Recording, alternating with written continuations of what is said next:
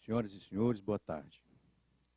É com muita satisfação e dever de responsabilidade que a Ordem dos Advogados do Brasil, secção do Ceará, comparece a esta importante audiência pública do CNJ.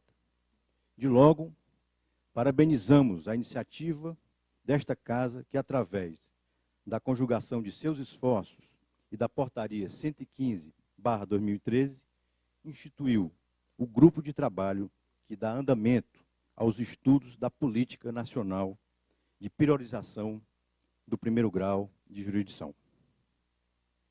O relatório Justiça em Números de 2013 trouxe a lume o alarmante dado: 90% dos processos judiciais concentram-se no acervo do primeiro grau de jurisdição.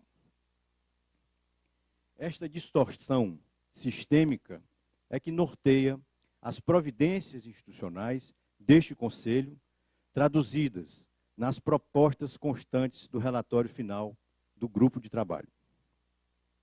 Após o advento da revolução tecnológica e das inúmeras possibilidades de aferição da realidade por meio de dados, compartilham-se decisões relevantes não somente em bases teóricas, mas em leituras numéricas que corrigem os rumos estratégicos, fenômeno mundial que se concretiza pela interpretação do Big Data.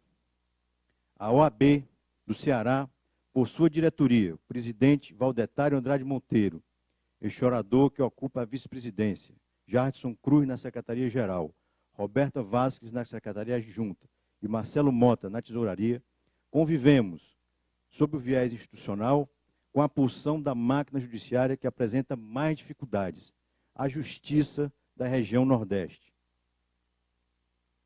Ampliando a ótica da análise para o Norte e Nordeste do Brasil, as duas regiões revelam os piores indicadores de acesso à justiça do país. Em recente estudo, capitaneado pelo Ministério da Justiça, em parceria com a Universidade de Brasília, compilado no Atlas de Acesso à Justiça, o Norte e o Nordeste representam índice igual à metade do acesso à justiça do Sudeste e do Centro-Oeste. De acordo com o Índice Nacional de Acesso à Justiça, INAGE, outro indicador oficial, a diferença entre o Estado da Federação, que tem a melhor colocação, e o Estado com pior colocação é de quase, pasmem senhores, 1000%. O Brasil, país de dimensões continentais, possui pluralidade cultural magnífica, não obstante a má distribuição de renda. A grita pela reforma política reverbera nos quatro cantos ante a crise de representatividade. A disparidade do índice de desenvolvimento humano e a carência de educação de qualidade no país são demandas sociais que ainda trazem reflexos profundos no desenvolvimento. Constituem, sobretudo, entraves para o alcance de índices satisfatórios de funcionamento da justiça. Elevadas taxas de congestionamento e baixa produtividade do judiciário nas regiões mais pobres do país são a síntese dessas premissas. Senhores conselheiros dessa Casa, partindo dessas observações, examinando as propostas do relatório final apresentado pelo grupo de trabalho, verificamos as seguintes diretrizes: vincular a priorização do primeiro grau da jurisdição como estratégia permanente, resoluções sobre distribuição de força de trabalho e orçamento nos órgãos do Poder Judiciário, criação de unidades avançadas de atendimento como forma de redução gradativa da competência delegada, trabalho voluntário no Judiciário, implementação da prática jurídica acadêmica e a desjudicialização da execução fiscal. Em relação às propostas de atos normativos visando a equalização da força de trabalho entre o primeiro e segundo graus, adequações orçamentárias e outras disposições que redimensionam o funcionamento do aparelho judicial, medidas essas da maior importância, acreditamos que devam ser organizadas e priorizadas respeitando as regiões de baixo índice de acesso à justiça, maior taxa de congestionamento e onde há menos orçamento, juízes, servidores e estrutura administrativa. Trata-se da antiga premissa aristotélica, corolário do princípio da igualdade: tratar igualmente os iguais e desigualmente os desiguais. A justiça brasileira funciona em um universo muito heterogêneo, com múltiplas variáveis que afetam o seu funcionamento. Entre as regiões e os diversos estados brasileiros, há uma disparidade de estruturas administrativas e de dotações orçamentárias que transformam a porta de entrada da justiça em grandes contingentes de esperanças perdidas. São os estados, senhoras e senhores, mais pobres, com mais dificuldades, com menos estrutura, com a pior distribuição de renda, com maiores índices de violência e menor qualidade de educação e desenvolvimento humano. Esses locais clamam por justiça mais célere, portanto, carecem de uma atenção diferenciada na implementação das estratégias. São vidas marcadas por circunstâncias adversas. São vidas que não conseguem acesso à jurisdição para reaver sua dignidade. Vidas, muitas vezes ceifadas pelo destino e sepultadas quando o Estado juiz não responde ao seu chamado. Vidas cujas vozes gritam e choram pela pouca justiça que lhes é distribuída. Senhoras e senhores, considerando a importância das diretrizes traçadas por esta Casa e discutidas nesta audiência pública, a primeira da história do Conselho Nacional de Justiça, a OAB do Ceará, que atua no Nordeste do Brasil e convive de sol a sol com as agruras de uma região carente de desenvolvimento, defende que as metas e os planos encetados por esse Conselho para a reestruturação do primeiro grau de jurisdição elejam como fator de prioridade as desigualdades regionais. Há critérios objetivos, pesquisas, estudos, números que apontam muitos patamares de diferenças gradativas na performance do aparelho judiciário e no acesso da justiça no Brasil. A dose do remédio há de ser administrado para aplacar as mazelas, há de ser prescrita conforme a maior necessidade. Em resumo, uma fórmula única, senhoras e senhores, para combater situações com realidades distintas, poderia ser utilizada em dosimetria específica, albergando mais recursos para os locais onde mais se precisa e com metas diferenciadas destinadas às regiões onde o jurisdicionado mais necessita. A regra também vale para o planejamento de instalação das unidades avançadas de atendimento da Justiça Federal. São algumas considerações que já julgamos pertinentes em relação ao tema já abordado no bloco 1 dos trabalhos.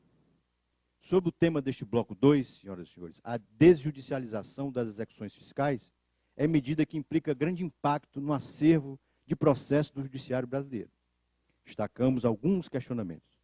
Após a implementação de alguns modelos europeus, em que a execução de dívidas faz-se por meio de uma estrutura administrativa apartada do Poder Judiciário, observa-se a proliferação dessa sistemática em alguns países. O modelo francês é paradigma, consoante defende a magistrada Daniela Ritz de Paiva em seu artigo A Desjudicialização dos Atos Executórios.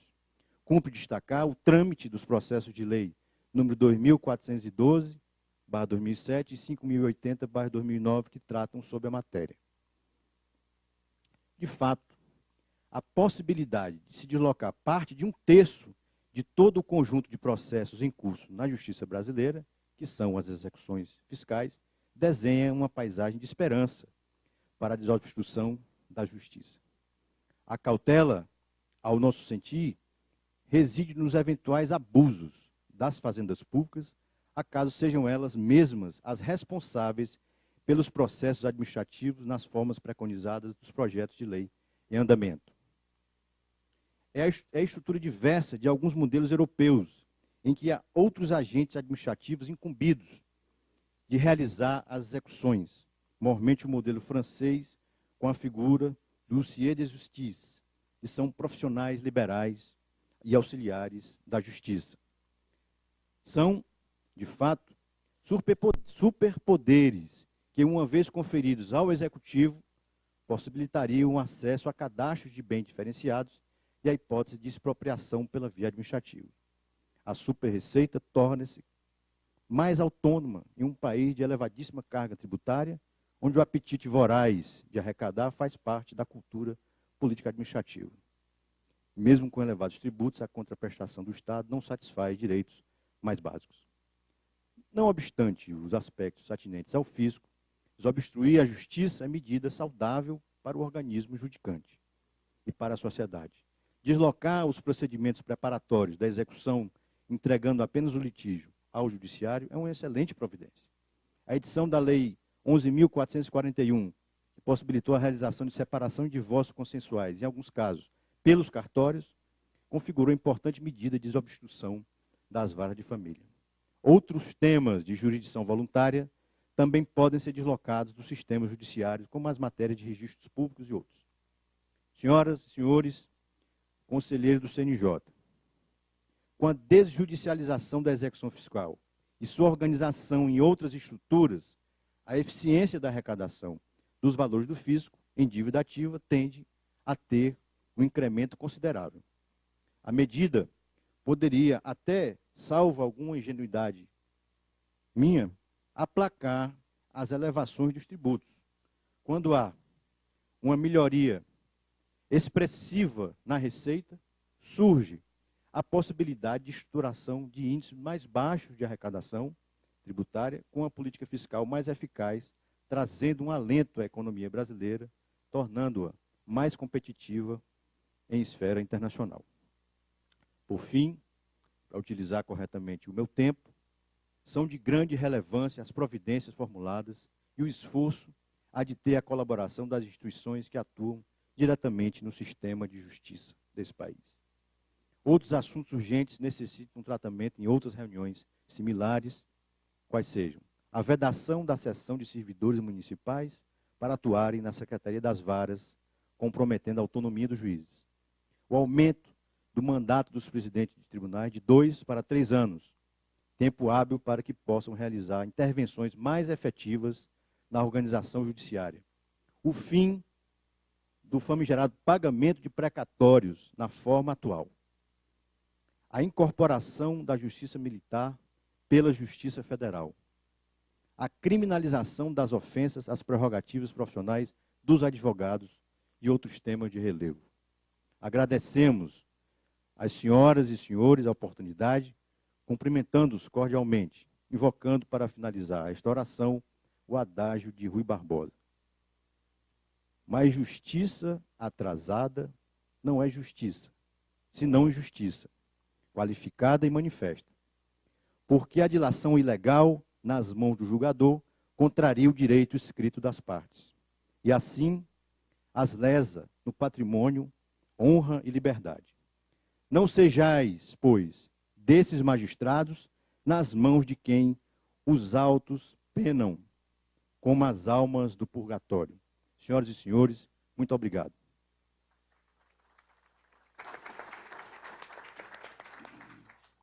Bem, senhor, e vamos dar